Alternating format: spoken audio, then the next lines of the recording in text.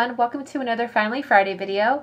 This week I'm going to be using some pattern paper from SEI. I think this is from their Mimosa collection. I think that's how you say it.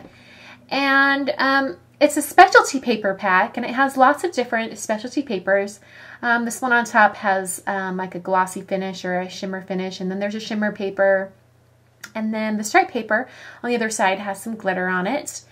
And there's also one with lots and lots of glitter.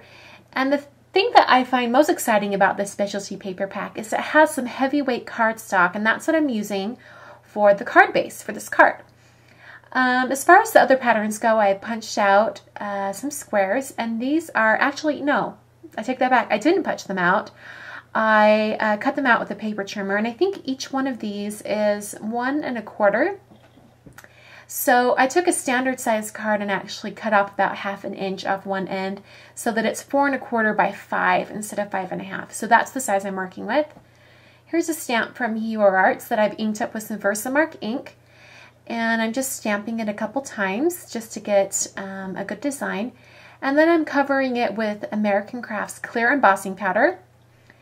And you'll see I sort of had a plan on this card, and you'll see in a minute why I put that piece of paper down to mask some of the card there. So here's heating up the embossing powder. I'm going to speed it up for you right here so that you can see it change more quickly. So there you go. And now I'm going to take a piece of pattern paper that I've cut with a scallop border, and it's also from that same paper pack. And I'm adhering the cut squares on it.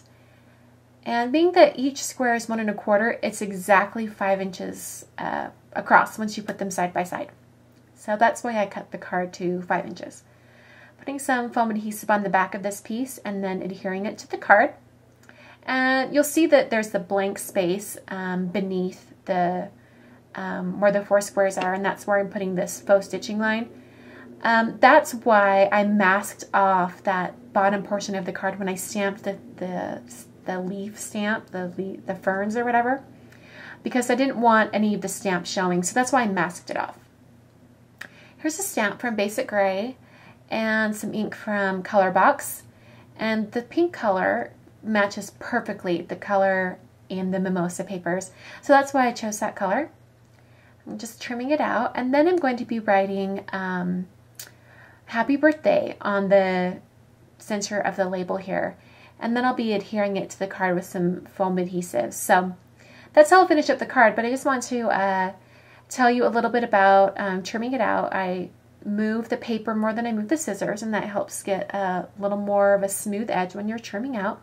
And then also when you're using your handwriting to fill in a sentiment, always practice on some scratch paper beforehand to make sure that it'll fit, and then you'll be a business. So there's this week's card.